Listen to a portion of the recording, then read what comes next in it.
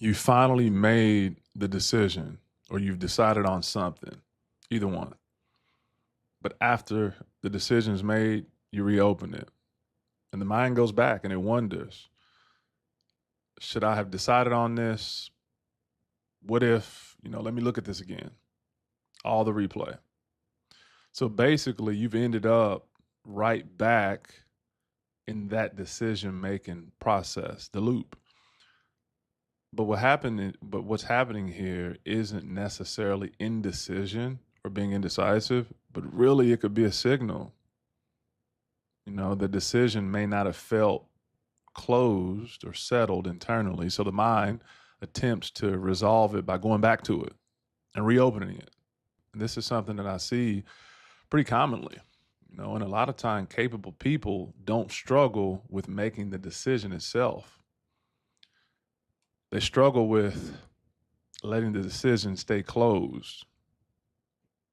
Because after the decision, there's a moment to where, again, internally something feels slightly incomplete inside, not wrong, right? Because the decision probably was an okay decision, just kind of unsettling. And this is where some people miss it because they think they may need to think more, do more thinking.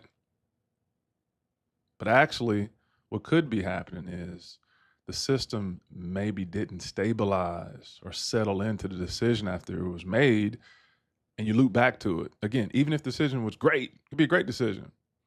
So really the shift in thinking shouldn't be, okay, let me make a better decision. The signal is actually a bit earlier than that.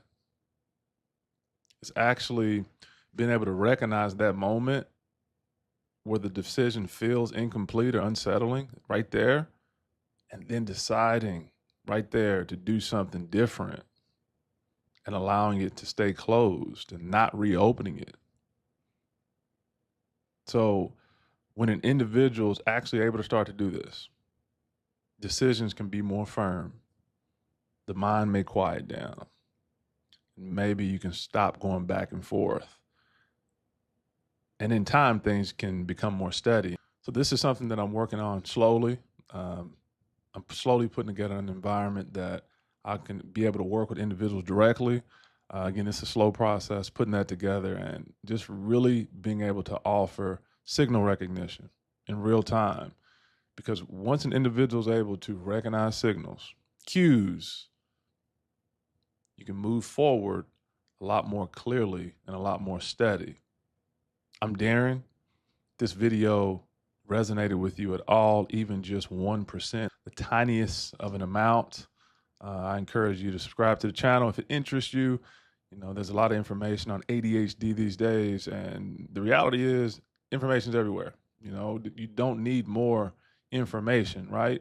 Most people have all the knowledge, but it's being able to piece the puzzle together, making it make sense, seeing how this condition shows up for you, being able to make those connections and being able to move forward more clearly and more steady.